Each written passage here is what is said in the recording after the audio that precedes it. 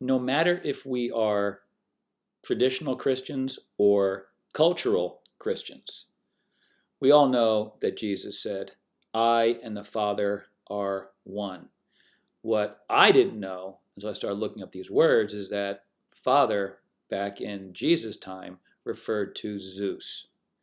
Absolutely true, and you will see. And I'm going to follow the rules set by this guy here to show you the information. So this guy here at Reason and Theology, he was analyzing the debate between Bob Larson and Amon Hillman on the Danny Jones show, and he said, this dude here said, you look at how terms were used at that time, not before or after.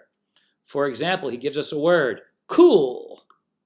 He says the word cool now means awesome and chilly, but presumably 2,000 years ago, it just meant chilly.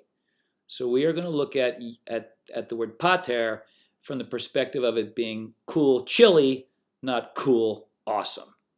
So this is obviously a hard copy of a Greek lexicon. This is the online version of it. You see LSJ, Greek word study tool. You just have to type that into your search field and you can put in any word you want. We're going to look at Matthew 6 and John 10 right now. So Matthew 6:8 says God the Father. Notice the spelling, identical. Notice the spelling. I and the Father are one. Same exact spelling. So back at the time of Jesus, pater could mean a father. This actually goes back to Homer, so like 800 or earlier BC, and this is Herodotus around 400 BC or so. So father could also be used to mean grandfather. Now, when we're referring to gods, it is only Zeus that is referred to as the Father. Only Zeus is called Father. Father Zeus. Now you see the pi here with the period. This means pater. This means father. So this is Zeus the Father. Clear as day. And the words that you see here are from the same time period. They have the same meaning. So we know for sure that when Jesus said Father, he could only have been referring to Zeus. He was referring to Yahweh, but it was Yahweh who is the Zeus version. Yahweh is Zeus of the Middle East. Jupiter is Zeus of Rome.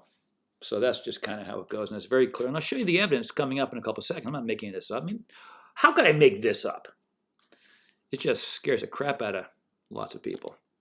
So if you take the word theos, which means God, and put it into the Greek word study tool, you get a long list of information. The only God I was able to find listed specifically was Zeus. Only one next to theos. Remember, theos, Father, Zeus, theos, Zeus. Theos, Zeus, right there. So if we put Zeus into the lexicon, what do we get? We get Zeus became Jupiter for Rome, but Zeus is the father of gods and men. So you can see there's no way around the fact that pater, in the context when it's used to speak to God, the only God that could have been referred to back at that time was Zeus, right before your eyes. So we're told by Gad Barnea that Zeus became Yahweh in the Middle East. So here's Gad Barnea, the Yahwistic Jewish assimilation of Zeus to Yahweh. So Yahweh is Palestine, because that's all it was back then, Palestine's Zeus, Levantine Zeus. So we're told this coin, 350, Yahwistic name here, Zeus on the other side of the coin. So who is Gad Barnea? He is a professor, historian, archaeologist at the University of Haifa in Israel. This is an Israeli Jewish PhD researcher telling us that the Old Testament and its characters did not exist until about 300 BC. Nothing before then, not a single one of these names Abraham, Moses, Noah, Adam and Eve, all the rest of them, not a single bit of literature mentioning their names until after the Library of Alexandria was built. Dr. Adler, who's a colleague of Barnea's at Ariel University, tells us that it was the Hasmonean Greeks, not the Judeans, it was the Hasmonean Greeks in 160 BC. Prior to that, very little evidence of Torah practice. So before 300, no evidence of any of these guys. And another 150 years, Torah practice started to appear in Judea because the Hasmonean Greeks pushed the Torah onto Judeans and other Palestinian people that they conquered. All of this you can read about in his book, or you can just listen to his lectures or his interviews online. Very, very easy to do. And if you want, you can get this book as a PDF free online. You just put the name, we'll put the name in and go hunting. You'll be able to find it. So we know there's no way of getting around this. And Gad Barnea says none of the characters, the Bible itself is purely allegorical, just like all other ancient texts like the Upanishads and the Gita, Buddhist stuff is all allegorical.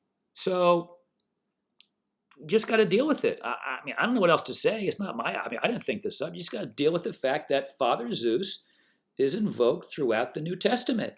This word here, when talking about God, only referred to Zeus, who was assimilated into Yahweh, as we were told by Dr. Barnea. It's very simple, very clear. Sorry, you're worshiping a Zeus dude. That doesn't mean, you still can't follow the doctrine of Jesus, and you should. But the fact of the matter is that Jesus said, I and the Father, which meant Zeus to Yahweh, are one. Period. That's just what the words mean. So what should you do, Christians? What should you do? My suggestion is that you should do what Jesus said to do, which there's very little evidence that any of you do this. If Christians did what Jesus said to do, guys like Rob Reiner wouldn't be doing movies about how horrible you are, right? So why can't you just do this? This is magnificent. Thomas Jefferson, Thomas Paine, this book, Thomas Paine ripped apart the historicity of the false historicity of the Bible and published this 230 years ago. Paine's biggest advocate was Thomas Jefferson, both of whom, and I'm just using this language, both of whom thought that this was the highest of moral messages that they could find at that time. So Jesus said in Matthew 18:3, unless you change and become like little children, how's that? Trusting, humble, loving, forgiving, you can never enter the kingdom of heaven at all.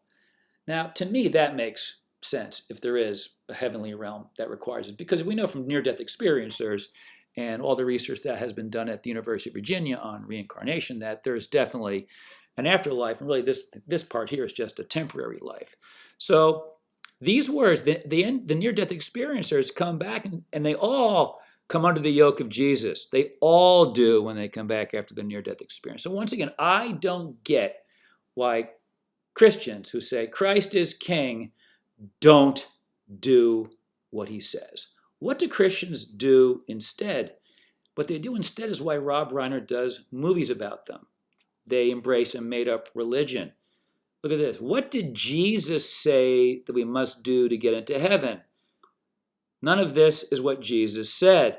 Jesus said this. Christians don't follow Jesus. They are scapegoating rug sweepers who bullshit about a fake hell. Their priests rape children, and they fight wars of aggression.